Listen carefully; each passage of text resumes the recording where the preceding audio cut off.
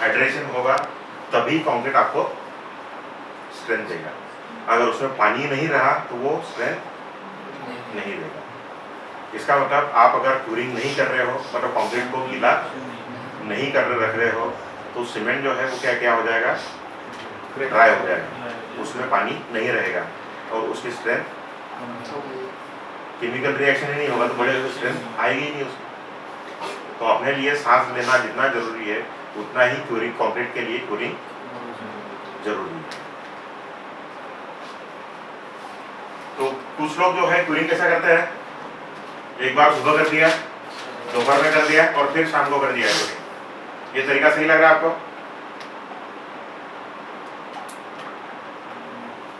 बीच में के पीरियड में तो उसमें का पानी उड़ जा रहा है, बहुत गर्मी के दिन अगर है और आप ऐसा कर रहे हो तो उसमें दोपहर की 2-4 घंटे जो रहेंगे उसके अंदर ही वो सीमेंट क्या हो जा रहा है, आपका सूख जा रहा है, वापस से उसको गीला करके क्या फायदा है? ठीक है, so that practice is wrong. आपको क्या करना चाहिए? हाँ? क्या क्या?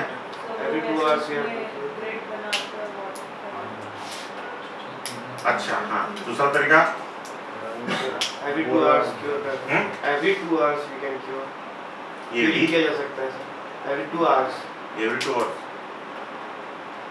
क्यूरिंग का पर्पज ये है कि आपका कंक्रीट का सरफेस हमेशा गीला रहना चाहिए। अगर आप इंटरमिटेंट कर रहे हो दैट इज रॉन्ग, वो तरीका सही नहीं है। तो उसके लिए आपका जो कॉलम है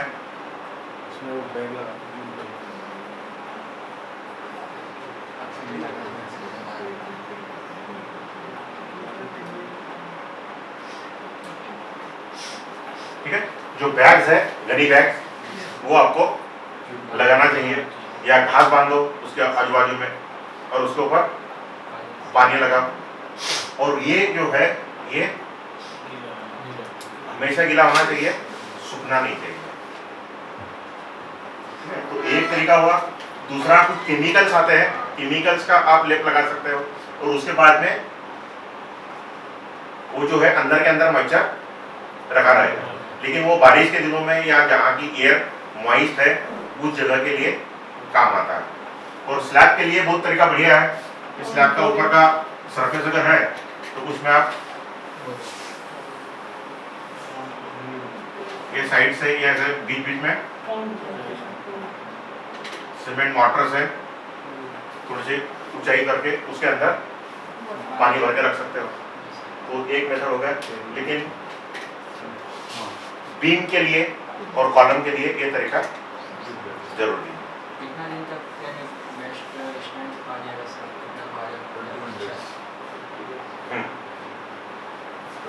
सर अगर क्यूरिंग प्रॉपर नहीं हुई, हाँ, और या नहीं की क्यूरिंग, हाँ, तब क्या डैमेज हो सकता है?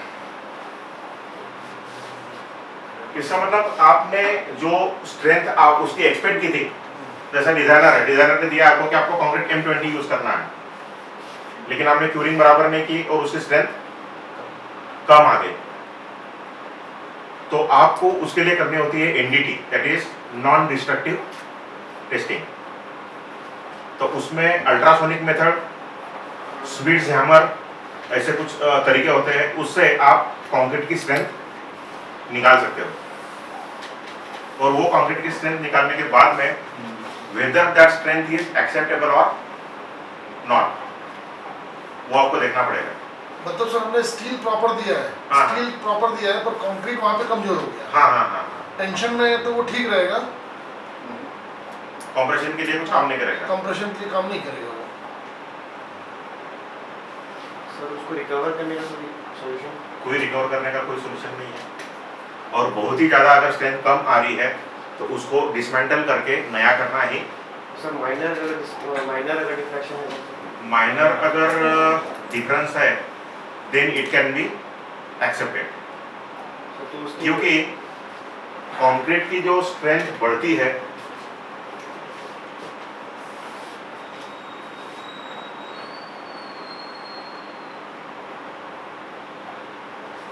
उसका ग्राफ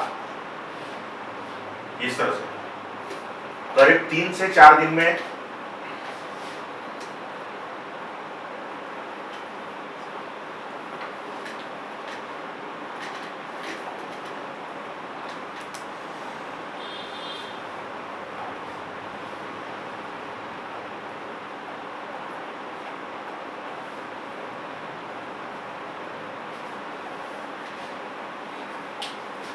तो इसमें इधर जो है दिस इज एज और इधर है स्ट्रेंथ। करीब करीब आपका कंक्रीट का 50% स्ट्रेंथ जो है आपका 3-4 दिन में आ जाता है। 75% स्ट्रेंथ आने के लिए कितना टाइम लगता है? 10 से 11 दिन में आपका 75% स्ट्रेंथ आ जाती है। और 90% स्ट्रेंथ है जो है वो कम से कम 16 से 17 दिन में आ गई। तो आपके पास में पानी की कमी है तो कॉलम के लिए कम से कम आपको 16-17 दिन करना चाहिए, ठीक है। बीम के लिए सभी के लिए जनरली आपको 16-17 दिन से भी क्यूरिंग जरूरी है। सर ये जो लोग करते हैं जैसे ग्राउंड फ्लोर का स्लैब अपन ने कास्ट कर दिया हाँ, और सेकंड थर्ड डे से फर्स्ट फ्लोर की कास्टिंग वर्क शुरू कर देते हैं, तो दैट इज ओके। और 100% स्ट्रेंथ जो है आपकी कब आएगी? 28 दिन। और 28 दिन के बाद में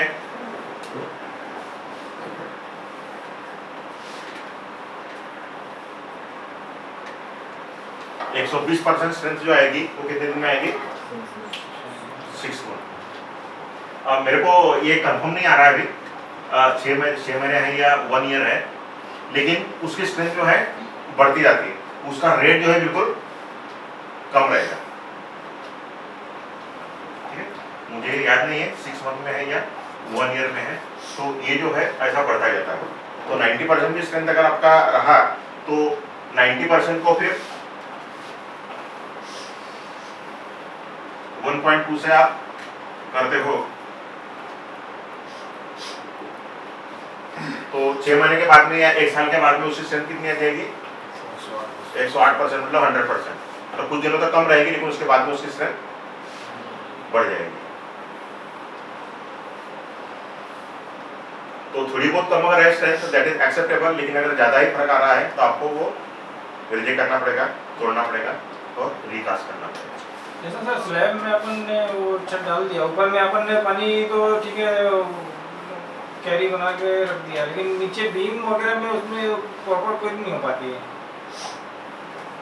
गिरा तो ऊपर छत में रहेगा लेकिन बीम वगैरह में नहीं आ पाती है। अगर नीचे बीम साइड पे है तो उस पर प्रॉपर नहीं हो पाता क्योंकि ये साइड नीचे से अपन लेते हैं तो वो वाली कोरिंग नहीं हो पाती हमसे। हाँ, तो उसमें बोरे थोड़ा सा अलग तरीके से बांधो। वो तो छत में जो अपना टॉप बीम है उस पर थोड़ी सी दिक्कत होती है करने में। उसके लिए वो ऊपर में अगर टॉप लेयर में है पानी तो वो कोई दिक्कत उससे वो ले लेगा। नहीं, उसमें से बीम का सिर्फ टॉप पोर्शन नहीं आ रहा है, हाँ, वो बॉटम साइड बॉटम नहीं आ रही है। बीम बॉटम है, बीम बॉटम में नहीं आ पाएगा। वही है, बस ये है।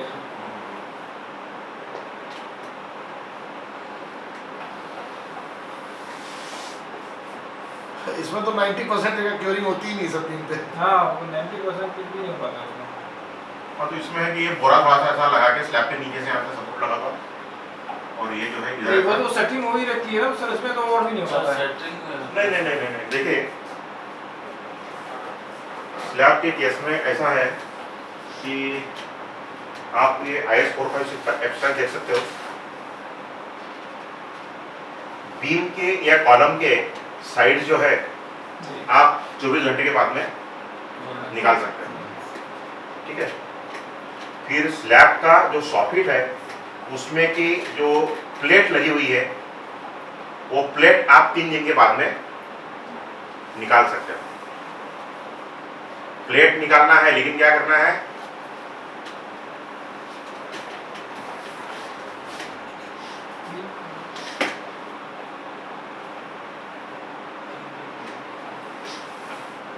ये प्लेट्स लगी हुई है और प्लेट्स के बाद में आपने क्या लगाया है? खूंटे लगा दो। हाँ, प्रॉप्स सपोर्ट लगा के रखे हुए हैं। तो आप जो है 3 दिन के बाद में ये निकाल सकते हो। मतलब आप टेम्पररी इसको निकालो, क्या करो, टेम्पररी ये सपोर्ट को निकाल दीजिए, ये निकाल दो और वापस से प्रॉप लगा दीजिए, ठीक है। क्या करना है कि नीचे के पटिया आपको निकाल देना है कितने दिन के बाद में? 3 दिन के बाद में। लेकिन जैसे जैसे आप पटिया निकालते जाओगे उसके बाद में वापस से आपको क्या करना है, ये प्रॉप लगा के रखना है। ये इसकी स्लैब की इस पे स्पान की भी उसमें वो डिपेंड करेगा ना, जितने स्पान में अपन लगाया तो ऐसे बैठेगा नहीं। 3 दिन के बाद में आप कितना भी बड़ा स्लैब हो उसके नीचे के पटिया निकाल रहे हो, क्या निकाल रहे हो, पटिया निकाल रहे हो और प्रॉप्स फिर से लगा के रखना है। और वो जो चीज आ रही है वो प्रॉप कब निकालने का, अगर 4.5 मीटर से स्पैन कम है, कितना 4.5 मीटर से स्पैन अगर कम है तो आप जो है उनको 7 दिन के बाद में ये प्रॉप निकाल सकते हैं। और 4.5 मीटर से ज्यादा है उस केस में 14 दिन के बाद। ठीक है, IS 456 में ये लिखा हुआ है।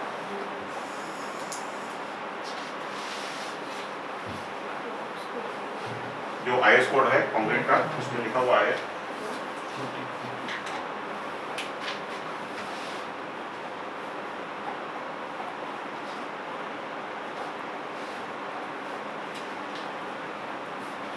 ऐसा ही ये बीम के नीचे जो पटिए लगे रहते हैं, ये आप कितने दिन के बाद में निकाल सकते हैं, 7 दिन के बाद में। बीम के नीचे के पटिए जो है आप कितने दिन के बाद में निकाल सकते हैं, 7 दिन के बाद में। लेकिन पटियों के साथ में प्रॉप जो आप रिमूव करोगे वो कैसा कर रिमूव करोगे, सिर्फ टेम्पररी पटिए निकालने के लिए, वापस से वो सपोर्ट को लगा देना। ठीक है, ये कितने दिनों के बाद में निकाल सकते हैं आप, 7 दिन के बाद में। और जो खंबे है प्रॉप है, हाँ, अगर स्पैन 6 मीटर से 6 मीटर या 6 मीटर से कम है तो आप 14 दिन के बाद में निकालना है। कितने दिन के बाद में, 14 दिन के बाद में। और स्पैन अगर 6 मीटर से बड़ा है तो कितने दिन के बाद में निकालोगे, 21 दिन के बाद।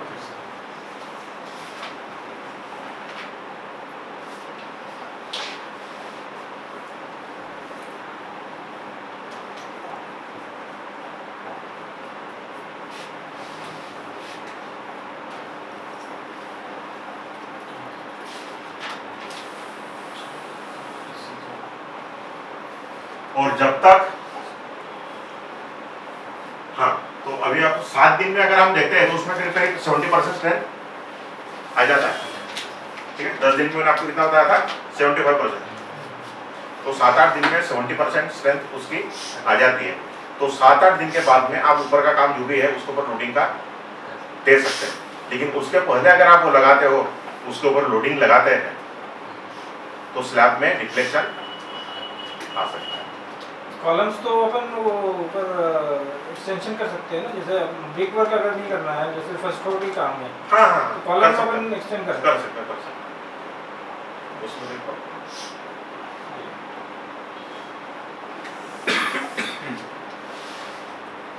आप भी यही पूछ रहे थे ना मनोज? हाँ सर, यस सर।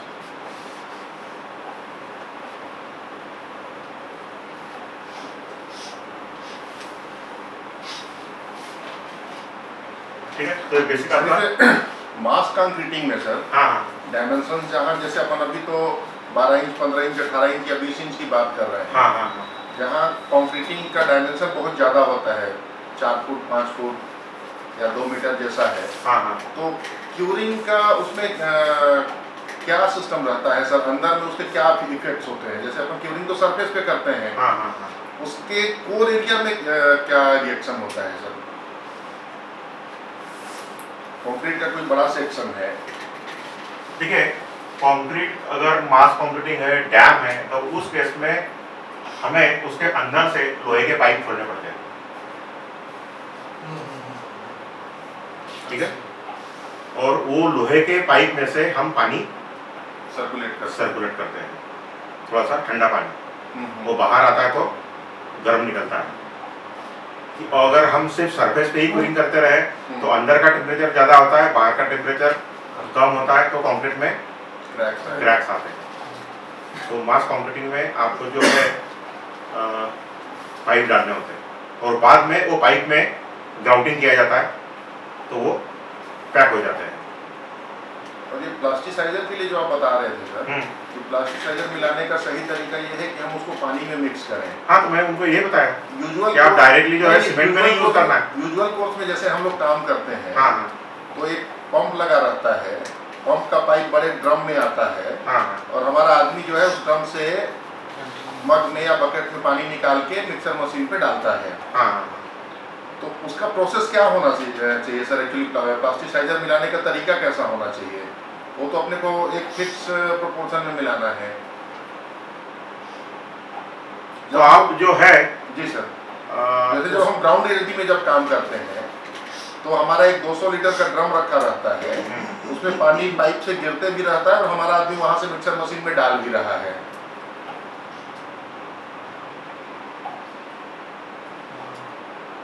क्योंकि प्लास्टिसाइजर का जो अमाउंट होता है, कितना प्लास्टिसाइजर डालना है, वो डिपेंड करेगा आपका कितना पानी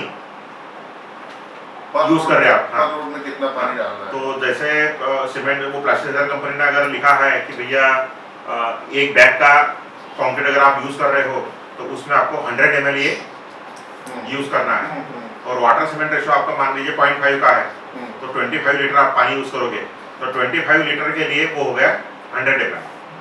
तो आपके दोनों चीजें अगर चल रही है तो आपके टैंक में वो नल में से कितना पानी आ रहा है और वो टैंक प्लास्टिसाइजर है वो कितना गिर रहा है।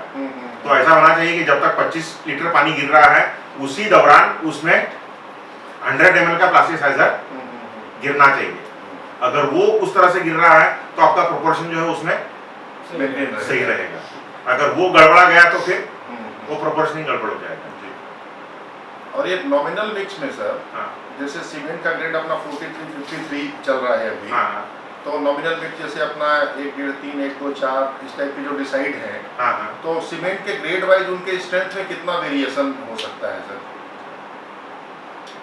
4353 जो अपन सीमेंट यूज करते हैं, तो जैसे 43 ग्रेड से मैं 1 to 4 बनाता हूँ और 53 ग्रेड से 1 to 4 बनाता हूँ, तो स्ट्रेंथ में कितना वेरिएशन आएगा उसमें? इसका डाटा मेरे पास में नहीं है। नहीं, मतलब कुछ ऐसा आता भी नहीं है या सेम रहेगा? कुछ फर्क पड़ता है? नहीं आएगा, फर्क आएगा। और अल्टीमेट स्ट्रेंथ में भी फर्क आएगा सर? अल्टीमेट मतलब जो मैक्सिमम स्ट्रेंथ आप ले रहे हो, हाँ, जो चेक करते हो, जैसे सीमेंट में 43 का यूज करूं और 53 का यूज करूं, 53 अगर आप यूज करोगे तो नेचुरली आपका स्ट्रेंथ ज्यादा आएगा। हायर ग्रेड का सीमेंट लगाने में सर क्या उसमें पॉजिटिव नेगेटिव है, उसका फायदा नुकसान क्या है? 43 के बदले में अगर मैं 53 यूज करूं, आपका स्ट्रेंथ ही ज्यादा आएगा। और वर्किंग प्रिकॉशन मतलब हो सकता है कि आपको 43 ग्रेड पे जितना सीमेंट लग रहा है उससे कम सीमेंट आपको 53 वाला यूज करना चाहिए। नहीं, अगर मैं नॉमिनल मिक्स की बात करूं इन जनरल प्रैक्टिस में नहीं, और होता ऐसा है कि आपके आईएस कोड में भी कंक्रीटिंग अगर आप कर रहे हो तो उसमें मिनिमम सीमेंट कंटेंट दिया हुआ है। तो ग्रेड जो है आपको कितने स्ट्रेंथ का कंक्रीट यूज करना है उसी बेसिस पे ही आपको यूज करना चाहिए। हायर ग्रेड का कंक्रीट अगर यूज करना है तो ही आपका ये हायर ग्रेड का सीमेंट डिजायर्ड है। अननेसेसरी 53 सब जगह पे यूज करना नॉट डिजायर्ड।